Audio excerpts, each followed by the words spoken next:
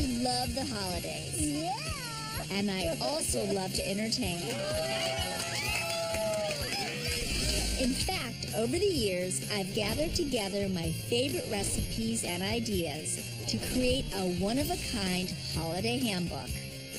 It's filled with pages and pages of cherished recipes and menus, unique party themes, cocktails for every occasion, and some really fun decorating ideas.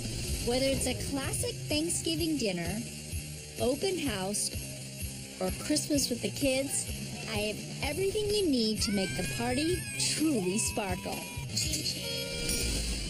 Happy Thanksgiving, everybody! Thank you very much.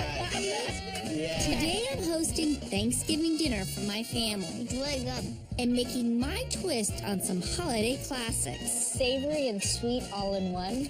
Plus, I'm digging into my handbook to share some of my tried and true ideas for making Thanksgiving extra special. We're all gonna write what we're thankful for. It's a full-on holiday feast. Chocolate, caramel, crunch, cheese, and meat. And you're invited. The secret for success for Thanksgiving is involving everybody, making it a group effort. Whoever's hosting Thanksgiving feels a lot of pressure to take care of the entire meal. So I thought I'd do something a little bit different this year so that everybody's involved and everybody feels they have a stake in it. From a table setting that involves your guests and gets them talking, to an edible centerpiece, and an easy menu that celebrates the season. Chocolate caramel crunch pie that I'll serve with the main course. Spicy turkey breast, smoky candied carrots with walnut gremolata, and wilted baby kale. I decided that I wasn't going to serve dessert separately from the Thanksgiving meal. When I think of Thanksgiving, it's one of those holiday meals that I feel like sweet and savory gets combined into one. Sweet potato pie, where there's marshmallows and brown sugar, and everybody serves it together. So I thought, I'm gonna take my version of a pecan pie, and I'm gonna serve it alongside everything else at the table at Thanksgiving. So I did a chocolate graham cracker crust, and I did walnuts instead of pecans, and I did a dulce de leche filling. So it's still got that gooiness that a pecan pie has, but it's almost more caramely, right? Which I thought would work really well with the turkey and the smoked carrots. Sweet and savory, all mixed into one for Thanksgiving.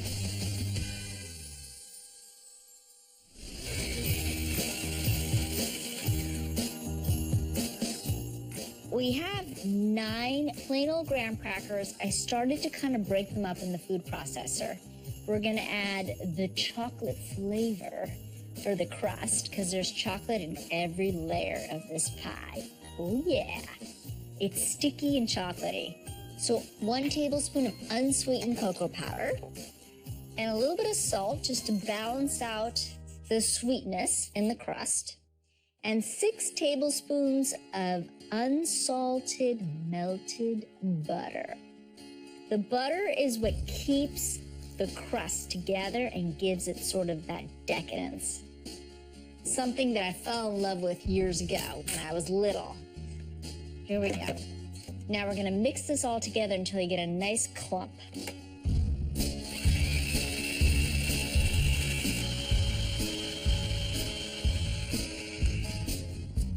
Perfect. Okay, so I'm gonna take the blade and we'll grab our pie pan. That's the thing about Thanksgiving that I love, is that you can make some of the dishes in advance. You don't have to wait till the last minute to make everything. Then you take the crust and you spread it out, an even layer on the bottom and up the sides. Okay, there we go. Crust is done.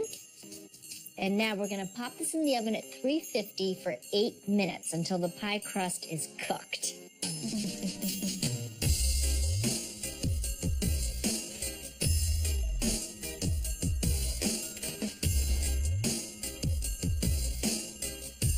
So my crust is cooled, and I'm ready to make the filling. So I'm using some dulce de leche, just store-bought dulce de leche. It's Thanksgiving, and I don't want to make everything from scratch. So the filling, I'm just gonna jazz it up a bit. It's about 3.5 cups of dulce de leche. And look at that. Look at that thick, gooey stuff. This is gonna be so good. I'm gonna add 1.5 cups of walnuts that I toasted. Some of them are chopped, some of them are whole. I kind of like it, a little mixture of both. So when you bite into it, you get chewy, crunchy texture. And we're also gonna add 1/2 cup of dark chocolate. 70% is the kind that I like to use to kind of balance off the sweetness of the dulce de leche, because dulce de leche can be really sweet. Nice bittersweet chocolate. So you get that chocolate chunk in the filling as well as the chocolate flavor in the crust. And then, of course, we're going to put chocolate on top of the cream, too. So chocolate in every layer. And we just mix this all together. I'm going to top it off with a little bit of orange zest. 1/4 to 1/2 of an orange. Just for a little, like, fresh citrus scent and smell. And because I like caramel and orange together. And to me, it's very fall-like. Okay, that's all the orange we're gonna use. Mix that right in there really well. Make sure that all the nuts and all the chocolate are coated. That way, when you pour it into the crust, every bite, you get a little bit of everything. Now, that tastes good. You gotta make sure that the crust is cooled before you add the filling. And we're just gonna kind of just add it right in there. Ooh, yeah.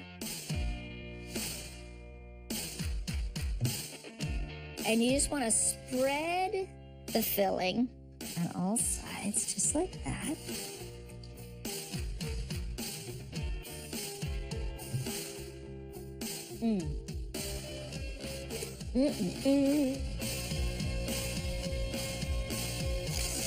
Just cover it up.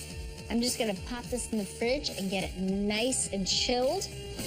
You can make this a day or two ahead and keep it in the fridge. And just before serving, I top it with fresh whipped cream and chocolate shavings. Up next, a Thanksgiving turkey that cooks faster and better than your average bird. And some decorating ideas that'll get your guests into the holiday spirit.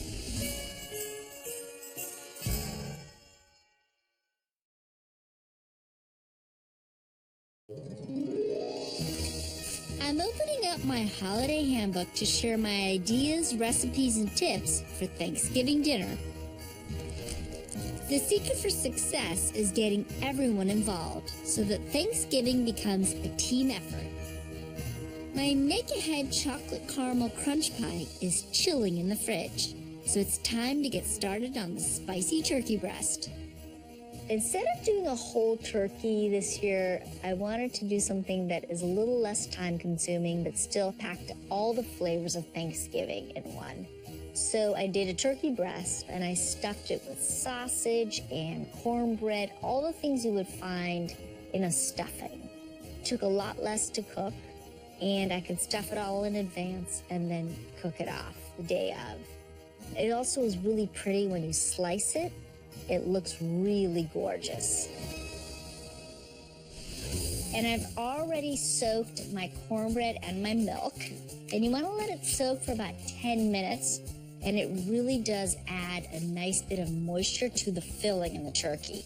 especially because we're using turkey breast. So you want to make sure that it stays nice and moist inside. All right, so we've got a pound of sweet Italian sausage. So it's pork sausage, but it's got all the flavors of fennel and all things Italian. So it's really good. And we're gonna spice up the whole mixture with Calabrian chili paste. And Calabrian chili paste is basically just peppers from the region of Calabria in Italy. It's a very spicy chili paste. We're gonna use 2 teaspoons here because I like the spiciness with the turkey. And then we're gonna add about a half a cup of pecorino. And pecorino is a sheep's milk cheese. It's not aged like a Parmesan, so it's not as dry. It's a lot more moist, and it's got a nice kick to it flavor-wise, so it can really hold up to the sausage. About a half a cup. I'm gonna start by mixing this with a spatula, and then we'll get our hands dirty as we fill the turkey breast.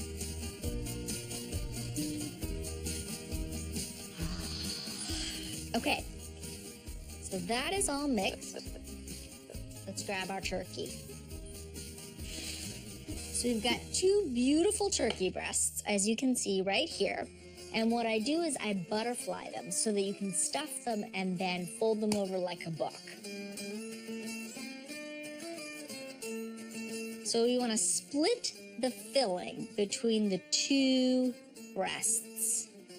There we go. Go. I'll leave this one for later. I'll put it on that one.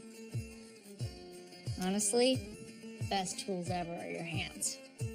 Okay, so just kind of do it like that. And we're gonna grab some string. Just make sure you cut it long enough so that you can kind of slide it underneath and tie it really well. You gotta tie it so that the filling stays in there. And I like to make bows. Not everybody does, but I think it looks prettier when it's a bow. And it's a lot easier. You can cut it off later. And I like to do 3 to really keep everything together and give it a nice form.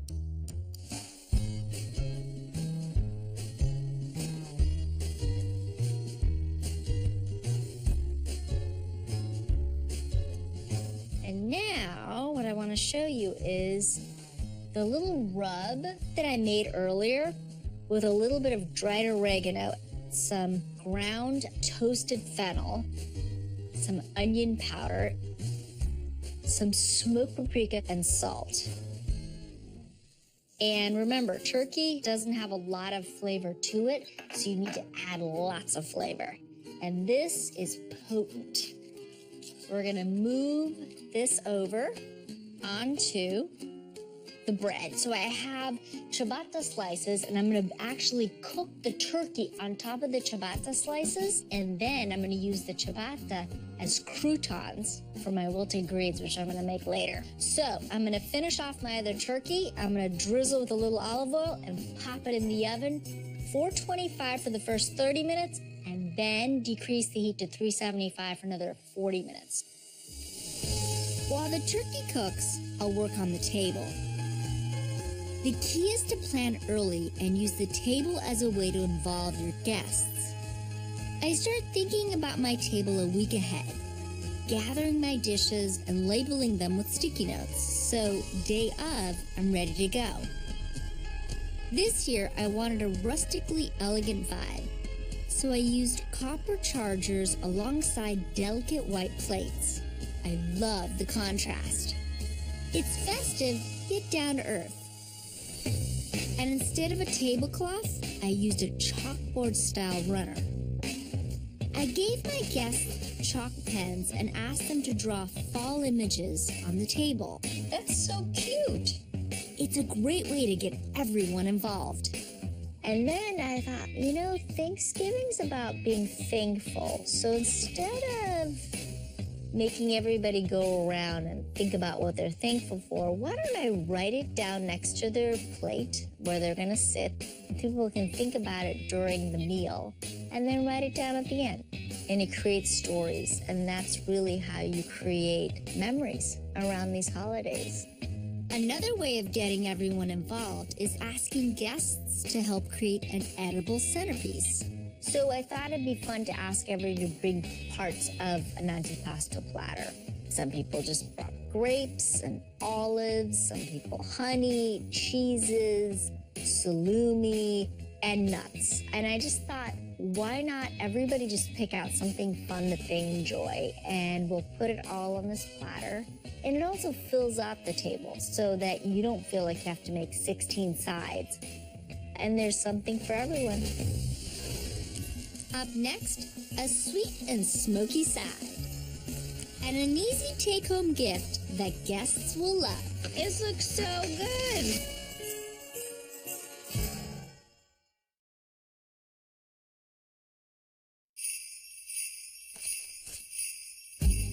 I'm digging into my holiday handbook to share some of my favorite recipes and ideas for a Thanksgiving feast. My secret for success is to involve all of my guests so that everyone feels like they're part of the holiday. My chocolate caramel crunch pie is finished and it's in the fridge. The turkey's in the oven, so it's time for my smoky candied carrots with walnut gremolata. Carrots are such a big part of Thanksgiving, I feel like, and a very fall vegetable. And they come in all different colors. And I just thought, how do I recreate them so it's not just butter or just poached? And I thought if I cooked them with a smoked brown sugar, which I got online, it would give them sweet but smoky. That worked really well with my chocolate crunch pie. And also was really fun with the turkey. So that's sort of how I was thinking of playing all of the dishes together.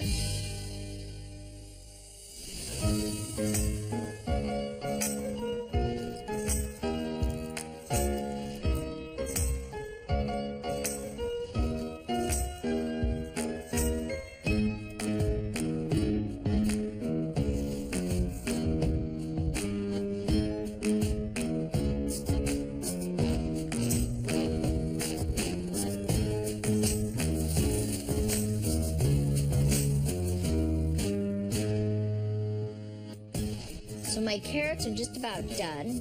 I'm chopping a cup of walnuts, toasted walnuts for my gremolata, because I want some crunch on top of these carrots.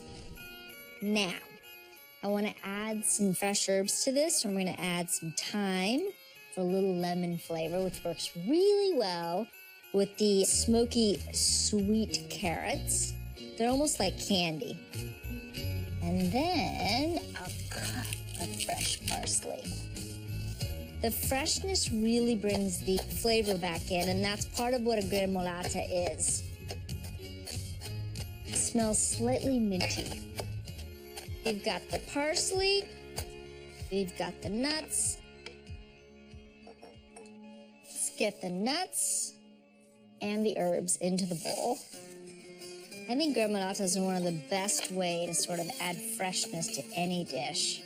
We need to add a little bit of salt and some lemon. Gotta add a little bit of citrus to, again, brighten up the flavors, so that the first thing you do when you eat these carrots is you smell a little citrus, so it kind of wakes up your taste buds and all of your senses. About a teaspoon or so, which is about, give or take, 1 lemon. Okay, there we go. Lemon zest is in. And just gonna mix this all together. Now that that's done, I'm just gonna clean off my board because we're gonna assemble the carrots. I like to serve them slightly warm, but not hot. Land them right on the platter. Look at this. Little baby carrots. You could also use big carrots and cut them up if you want. And it's really, really good. There we go. Now, you need to take syrup, and the syrup will thicken as it cools. Yeah.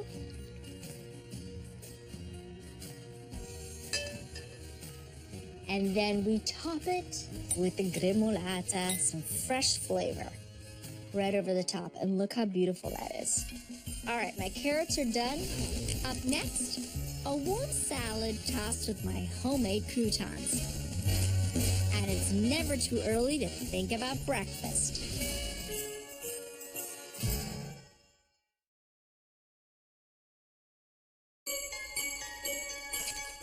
When it comes to Thanksgiving, it's all about finding ways to include everyone in the dinner. Whether it's bringing the wine, helping with the table, or creating an edible centerpiece, teamwork is the key to success. That goes for the food too. A simple menu that celebrates the season, including my wilted baby kale. Baby kale's huge right now. I thought, wouldn't it be fun to incorporate escarole in there and saute the escarole, put that hot escarole over the kale, and then put the croutons. It adds a lot of fall flavors mixed together. So I'm just heating up a little bit of olive oil and some garlic here. We're basically gonna saute some escarole and then add baby kale. And then the salty sort of flavor you can't get from anything else, just a teaspoon of anchovy paste. There we go.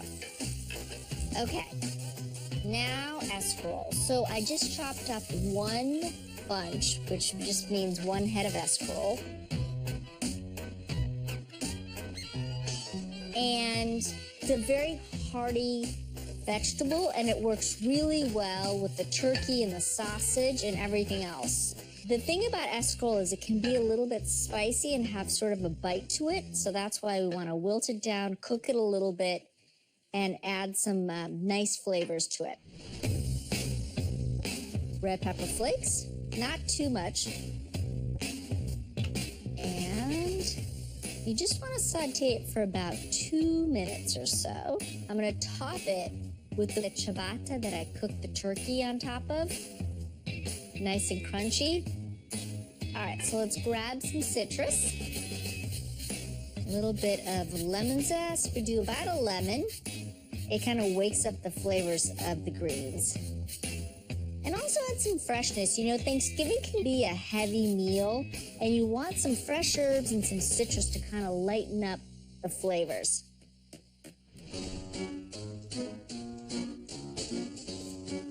About 3 cups of baby kale, so it wilts really well.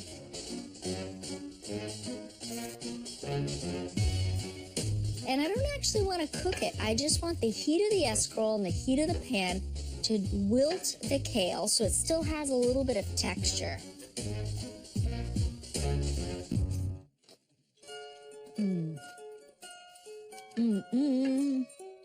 Just a hint of that anchovy, and the citrus and spicy red pepper is perfect. This is really good. Now it's time to top it with the croutons from the turkey. So you've got crunchy sides and softer sides, and see, it absorbs all the flavor of the turkey, which I think makes for the best croutons. Break it up any which way you want and dump it right on top. All right, I'm done with my Thanksgiving meal. I'm gonna get changed and get ready for dinner. You could go broader than the dinner table if you wanted.